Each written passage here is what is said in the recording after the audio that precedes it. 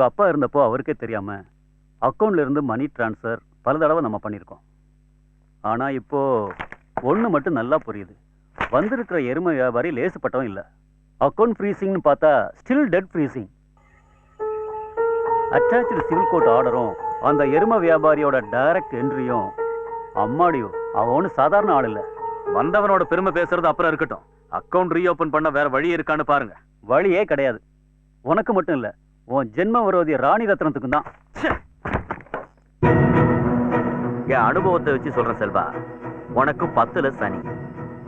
நாளைக்கு அவன் அம்மாவை அங்க கூட்டிட்டு வந்து அடிக்கல் நாட்டு விழாவை நடத்தி முடிச்சிட்டு எல்லாருடைய கைத்தட்டல வாங்கிட்டான்னா அப்புறம் நீ வாழறதே வேஸ்ட். அவன் கொடுத்த முதல் அடி இந்த அக்கௌண்ட் ஃப்ரீசிங். நமக்கு காசு கொடுத்தவனுக்கு நாளைக்கு இந்த விஷயம் தெரிஞ்சது தெரியாது. அத நான் பாத்துக்கிறேன். என்கிட்ட மோதுனா அவன் தலையே இருக்காது, சாவடிச்சிருவான் அவன். அந்த மாதிரி செஞ்சுட்டு வந்தா நான் சந்தோஷப்படுவேனே. செல்வம் சொல்ல மாட்டான், செஞ்சு காட்டுவான். அப்பனோட சொத்தை மக அனுபவிக்கிறது ஊர் உலகத்துல நடக்கிறது தானே. அதை தடுக்கிறதுக்கு இவன் யாரு? அங்க கேளு. அவனுக்கு 16வது நாள் காரியம் நடத்தணும். அதுக்கு ஏற்பாடு பண்ணிட்டு அப்புறம் வரேன். Good night. பாத்து கண்டிடுறா. எங்க போகணும் சார்?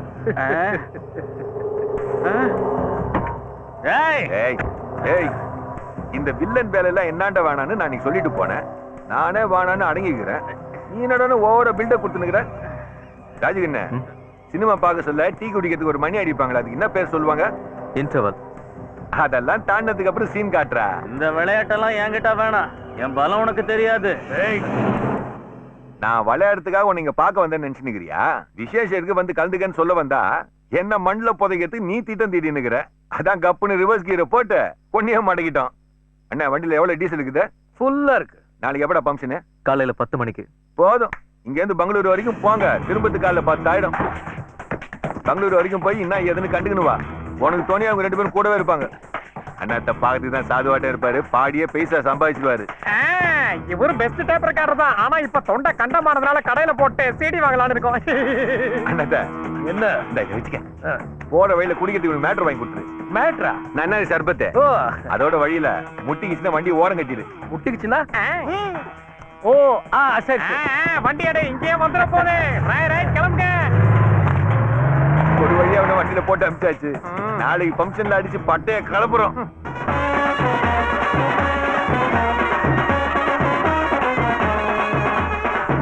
எல்லார் மேலயும் ஒரு கண்ணு இருக்கட்டும். இங்க ஒரு பய வாலாட்ட கூடாது. எவனாவது வாலாட்டினான்னு வச்சுக்க அடிச்சு மூஞ்சி மாதிரி எல்லாம் கீழ்ச்சிருங்க. குப்பம் வரலையாடா? வந்திருக்கான். கூடவே நம்ம பிளாக் கேட்ஸ் வந்திருக்காங்க. பிளாக் கேட்ஸ் இல்ல, பெல்லாரி ரேட்ஸ். அங்க கவுனி டைட்டானிக் பட ஹீரோ ஹீரோயின் மாதிரி போஸ் கொடுத்துட்டு பீடி பிடிச்சிட்டு நிக்கிறானுங்க. வந்துட்டு இப்படியே நிக்கிறானுங்க.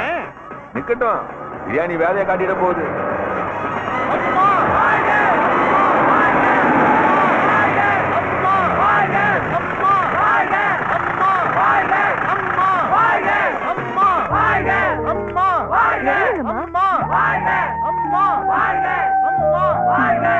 எதுவும் யோசிக்காதீங்க. நீங்க தயக்கம் காட்ட வேண்டிய அவசியமே இல்ல. ஐயா விருப்பத்தை நீங்க நிறைவேற்ற போறீங்க. அனாவசியமா நீங்களே உள்ள குழப்பிக்காதீங்க.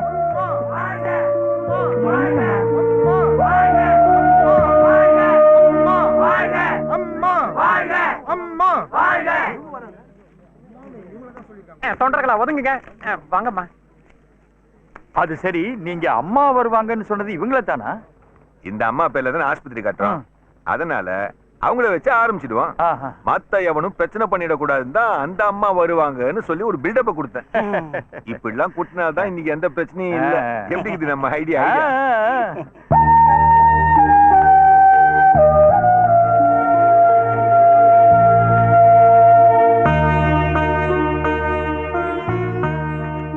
வர வேண்டியெல்லாம் வந்தாச்சு இல்ல, அப்புறம் ஏன் என்ன நின்னுக்கிறீங்க?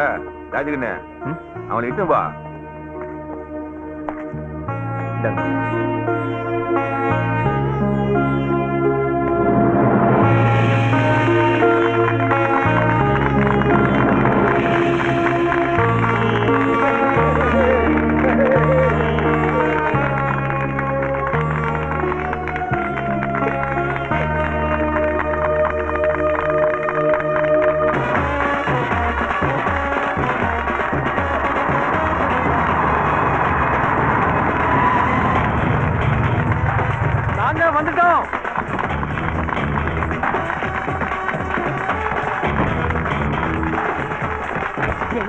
என்னால நம்ப முடியலையே. இது கனவா இல்ல நிஜமா? சின்ன முதலாளி கூட இங்க அடிக்கல் நாட்டு விழாவுக்கு வந்திருக்காரு. வருவார்ல, வந்து ஆகணும் இல்ல, கொஞ்சம் லேட் ஆனாலும் வந்துட்டார்ல. அப்பனோட ஆசைக்கு அம்மா அடிக்கல் நாட்ட சொல்ல பையன் இருக்கணும் இல்ல, அதுதானே உலக நியாயங்கிறது.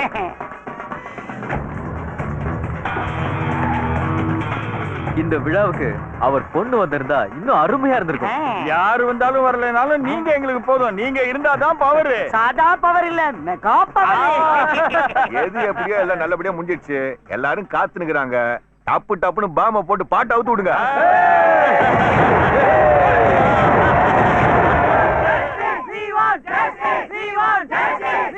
ஸ்டூடெண்ட் ப்ளீஸ், நான் சொல்றத கொஞ்சம் கேளுங்க. சைலன்ஸ். லெக்சரர் ரமேஷ் அந்த பொண்ணுகிட்ட ஏதாவது தவறான முறையில நடந்திருந்தா அதுக்குண்டான தண்டனையை கொடுக்கறதுக்கு பிரின்சிபால்ங்கிற முறையில நானும் மத்த ப்ரொஃபசர்ஸும் தயாரா இருக்கோம். இதுக்காகவே நம்ம புது சேர்மன் காலேஜுக்கு வந்துகிட்டு இருக்காரு.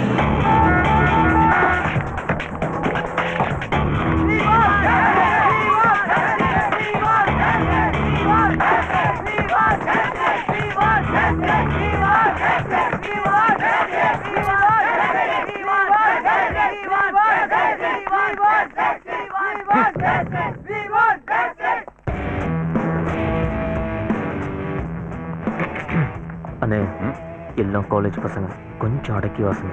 என்னடா சொல்ற? வேற ஒண்ணு இல்ல, ஓவரா சீன் போட்டா பிரிச்சு மேய்ஞ்சிருவாங்க. நீங்க கொஞ்சம் அடக்கி வாசிச்சா போதும். அத்தை நான் பாத்துக்கிறேன் விட. எனக்கு ஒண்ணுதான்டா புரியல. என்னத்தையோ ஏதி எல்லாரும் கையில புடிச்சுனுக்குறாங்களே, என்னது அது? அது ரமேஷ்க்கு எதிராக எழுதி வச்சிருக்காங்க. இல்ல நமக்கு எதிராக எதுவும் அதெல்லாம் ஒண்ணு இல்ல, நீங்க வாங்க. பாரு. அது சரி, அவன் ஏதோ பொண்ணை புடிச்சு இழுத்தான்னு சொல்றாங்களே, எங்க புடிச்சு இழுத்திருப்பான்? அங்கதான் எனக்கு புடி கிடைக்கல. புடிச்சவனுக்கு புடி நல்லாவே கிடைச்சதா? கிடைச்சுதா? பின்ன அதுக்குதான் படிக்க கூடாதுங்க. படிச்சுட்டானே. Good morning sir. நீங்க சொல்லுங்க சொல்லுங்க. சட்டா என்ன சார் இங்கே நின்னுட்டீங்க? உள்ள போலாம் சார். போலாம்.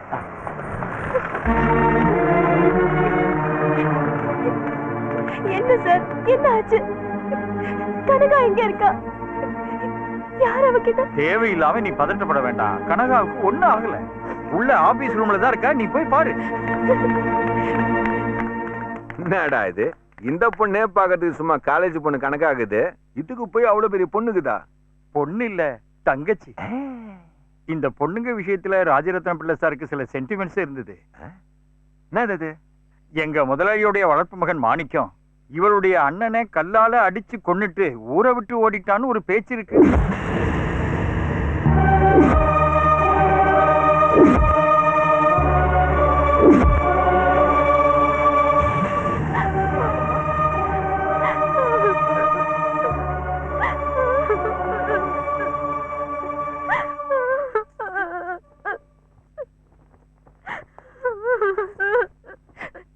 என்ன நடந்துச்சு? நீ அழுவுற? சரி, அந்த ரமேஷ புடிச்சுவாங்க. புடிச்சிட்டு வரதுக்கு நான் எங்கேயும் ஓடி போயிடல.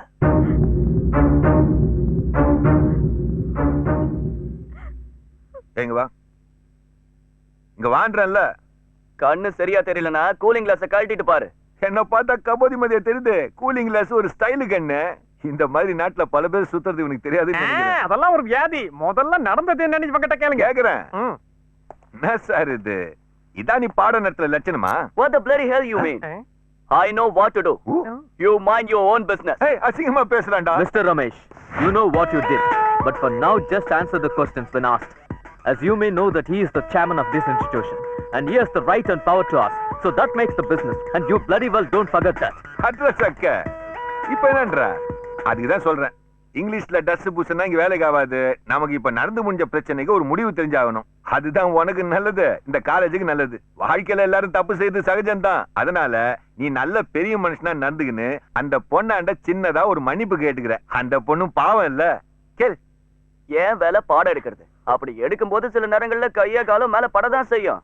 அத தப்பா எடுத்துக்கிட்டு நீலி கண்ணீர் விடுறானா? அவ மனசுல வேற என்ன இருக்கு? இதுக்கு வக்காலத்து வாங்கிட்டு பள்ளிக்கூடமே போகாதவெல்லாம் இங்க வந்து மன்னிப்பு கேளு கிண்ணிப்பு கேளுன்னு எகர்னா இந்த ரமேஷ் இல்ல ரமேஷ் விட்டு நாய் கூட கேட்காது.